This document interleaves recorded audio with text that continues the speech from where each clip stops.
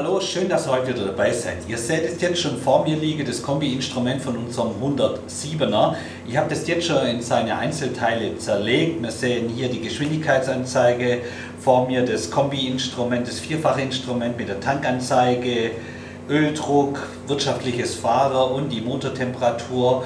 Und hier auf der Rückseite liegend haben wir das Kombi-Instrument mit der Uhr drin und dem Drehzahlmesser darüber. Und die Komponente bei der Uhr musste ich an meinem Instrument ausbauen. Die Uhr hat nicht mehr funktioniert. Das liegt meistens an zwei Faktoren. Entweder ist der Widerstand durch oder die zwei Elkos durch oder beides. Und wie man das genau macht, wie man an die einzelne Sache hinkommt, das möchte ich euch in dem heutigen Video zeigen. Wir nehmen komplett das Instrument auseinander in seine Einzelteile. Da ist es wichtig, auf die Reihenfolge zu achten und dass man auch wirklich nur die Schraube löst, die man wirklich lösen muss und keine zu viel oder die falsche. Deshalb machen wir das jetzt in diesem Video Schritt für Schritt durch. Für den Ausbau der einzelnen Anzeige im Kombi-Instrument brauche ich im Prinzip nur einen Normalschlitzschraubenzieher, etwas kleiner, einen Kreuzschlitzschraubenzieher und am besten eine Nuss, eine 6er, um als allererstes die 4 Schrauben hier zu lösen.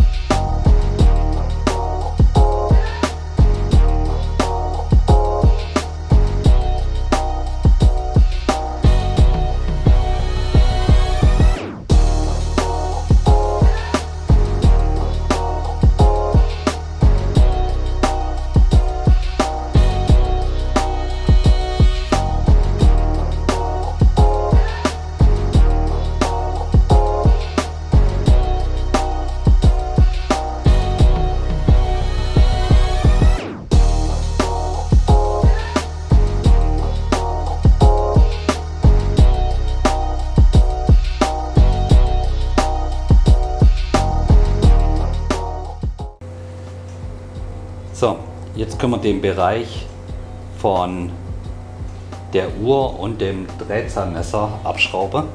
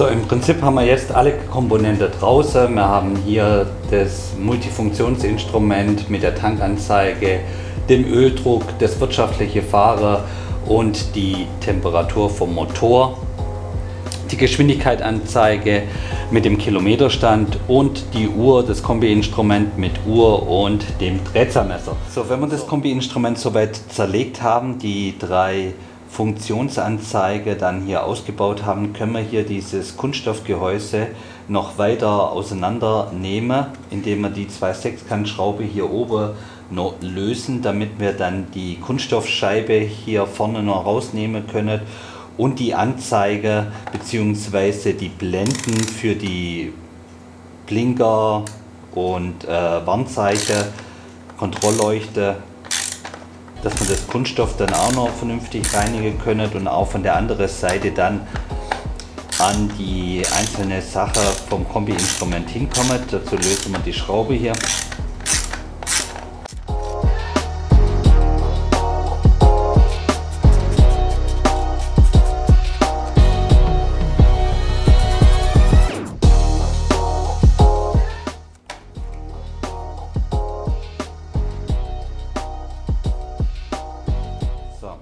Und dann habe ich hier meine 2 Abdeckungen für die Warnzeichen und dann kann ich hier jetzt diese Scheibe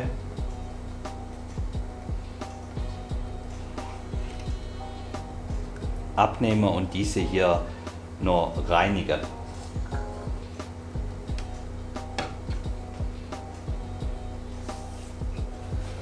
So, jetzt nehmen wir hier die Uhr noch ab.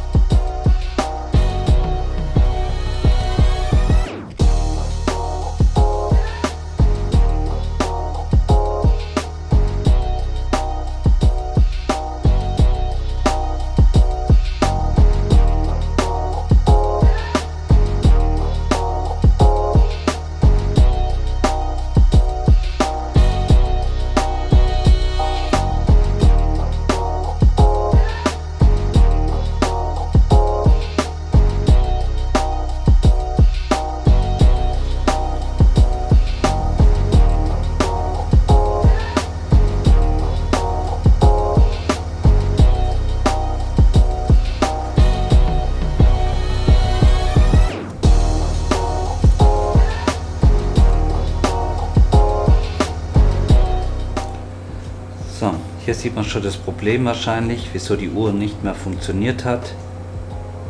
Den Widerstand hat es hier zerbröselt.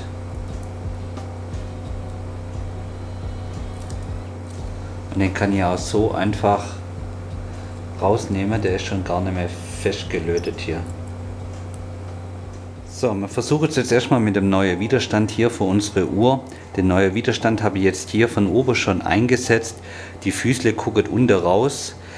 Wegen der Polung braucht ihr nicht aufpassen, bei ganz normalen Widerständen ist es egal, wie rum die reingesteckt werden. Die kommen jetzt hier auf meiner Platine raus und dann nehme ich jetzt den Lötkolber und ein bisschen Lötzinn und löte die zwei Füßle hier wieder auf der Platine fest und dann schließen wir die Uhr mal an und schauen, ob sie dann wieder funktioniert.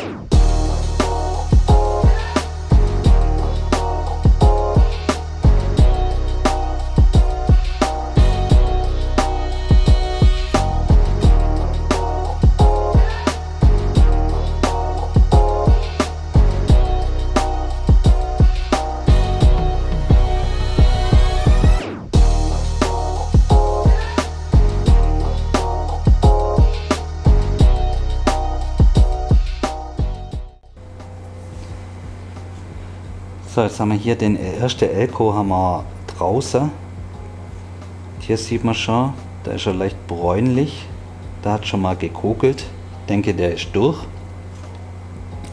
Jetzt haben wir hier einen neuen,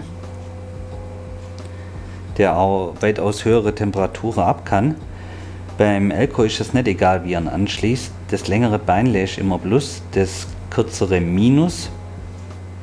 So, und jetzt schaue ich hier unter auf meiner Platine.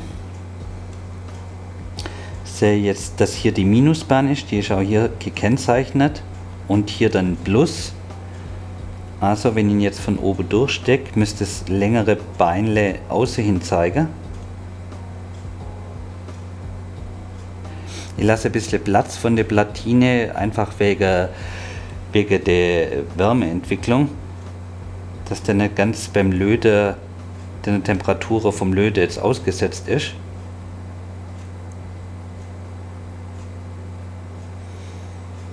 Und biegt dann die Beinle ein bisschen um, dass er mir nicht mehr abhauen kann.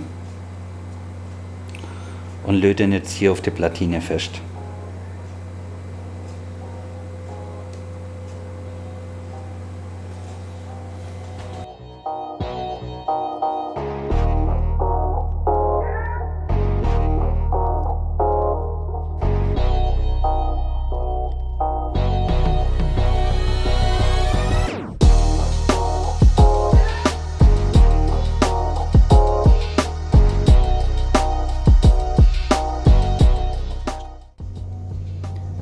So, ich habe meine Uhr jetzt angeschlossen und wenn ihr jetzt auf das grüne Zahnrad mal achtet, das bewegt sich jetzt wieder. Also waren beide Elkos durch und der Widerstand bei mir durch. Und jetzt läuft die wieder. So, die Uhr funktioniert wieder, haben wir getestet. In meinem Fall waren es jetzt beide Elkos und den Widerstand, die zu tauschen waren, damit das Ganze wieder funktioniert. Wenn ihr das auch testet bzw. eure Uhr instand gesetzt habt und bevor alles wieder zusammensetzt, das testen wollt, nehmt euch ein Netzteil, macht es so wie ich das gemacht habe, ans Netzteil anschließen, da könnt ihr die Volt einstellen und könnt das Ganze dann außerhalb vom Kombi-Instrument testen. Wenn ihr es eingebaut habt im Kombi-Instrument, müsst ihr sehr, sehr vorsichtig sein, dass ihr mit euren Anschlüssen nicht irgendwo ans Blech kommt und dann vielleicht bei den anderen Geräten hier drin einen Kurze verursacht und dann müsst ihr noch mehr reparieren und das wollen wir ja auf gar keinen Fall. Also immer außerhalb vom Kombi-Instrument, nur die Uhr an sich anschließen und testen, ob das Ganze funktioniert, reinigen und wieder zusammensetzen. So, ich hoffe, das Video hat euch gefallen. Ich konnte euch ein bisschen helfen hier mit dem Anleiten und der Reparatur der Uhr im Kombi-Instrument. Und wenn es euch gefallen hat, würde ich mich wahnsinnig über einen Daumen nach oben freuen und auch sehr gerne über ein Abo. Lasst ein Abo da, drückt auf die Glocke, dann verpasst ihr auch kein zukünftiges Video. Und dann würde ich mich sehr freuen, wenn wir uns beim nächsten Mal wieder sehen. Bis dann, macht's gut, ciao.